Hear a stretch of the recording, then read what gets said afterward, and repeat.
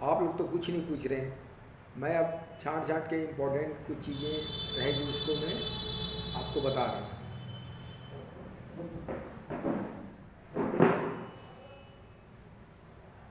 आज हम बैंकों का महत्व पढ़ेंगे। भारत में बैंकों का महत्व या लाभ। पहला है बचत का गतिशीलन। जब से बैंक का आविष्कार हुआ है तो जनता की जो बचत है वो मोबिलाइजेशन बोलते हैं ना, मतलब इधर से उधर आसानी से उसका उपयोग हो सकता है। जब बैंक का आविष्कार नहीं हुआ था तो बचत को आप अपने पास ही रख रहे हैं। अब आप अपने बचत को बैंक में जमा कर लेते हैं, बैंक उसको अन्य कार्यों में लगा देती है, तो बचत का गतिशीलन हुआ। दूसरा है व्यापार और उद्योग की वित्त व्यवस्था। यदि आप नया व्यापार खोलना चाहते हैं और आपके पास पैसा नहीं है और बैंक नहीं है तो आप व्यापार या उद्योग नहीं खोल सकते। परंतु जब से बैंकों का आविष्कार हुआ है, व्यापार एवं उद्योग के लिए वित्त व्यवस्था बैंक के माध्यम से किया जा सकता है। नेक्स्ट है मूल्यवान धातुओं की बचत। मूल्यवान धातुओं की बचत। पहले जब बैंक नहीं था या साख पत्र, साख मुद्रा बैंकों के माध्यम से ही हुआ है, तो लोग इन्वेस्टमेंट मूल्यवान धातुओं पर, सोना चांदी उस पर करते थे। परंतु जब से बैंकों का आविष्कार हुआ है और साख पत्र आदि का निर्माण हुआ है तो इन मूल्यवान धातुओं की बचत हुई है। मुद्रा का हस्तांतरण। मुद्रा का हस्तांतरण बैंक के आने के बाद आसानी से हो गया और सस्ता भी हो गया है। पहले बैंक जब नहीं थी तो एक स्थान से दूसरे स्थान मुद्रा भेजना है तो बहुत कठिन होता था और महंगा भी पड़ता था। परंतु जब से बैंक का आविष्कार हुआ है आप आसानी से एक स्थान से दूसरे स्थान पर अपने धन का हस्तांतरण कर सकते हैं। मूल्यों में स्थिरता।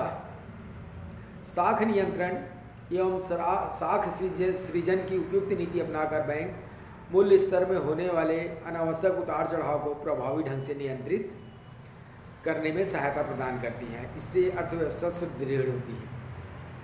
विदेशी व्यापार में योगदान।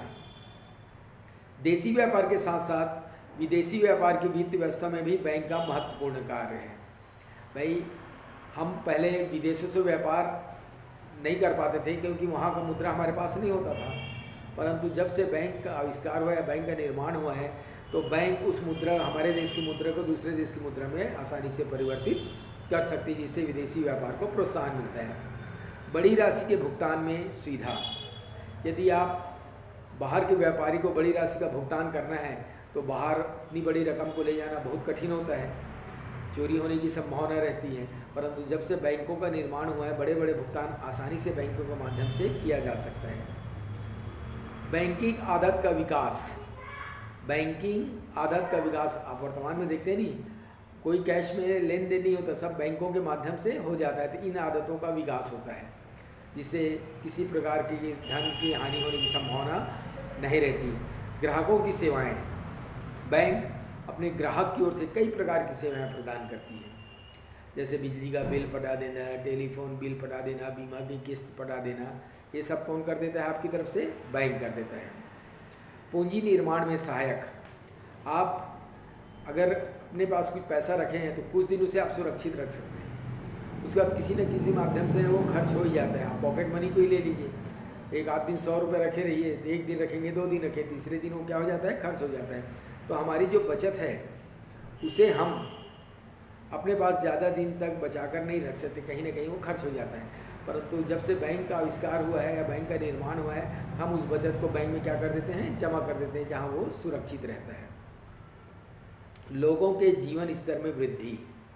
बैंक के निर्माण से लोगों के जीवन स्तर में वृद्धि हुई, क्योंकि जमा करने की प्रेरणा मिलती है। और यदि आपका जमा है तो आपको लगेगा कि आपके पास पर्याप्त मात्रा में पैसा है, तो आपकी जीवन स्तर में वृद्धि होगी। ठीक है, अब कल फिर कुछ निकाल के देखूंगा, फिर बताऊंगा आपको।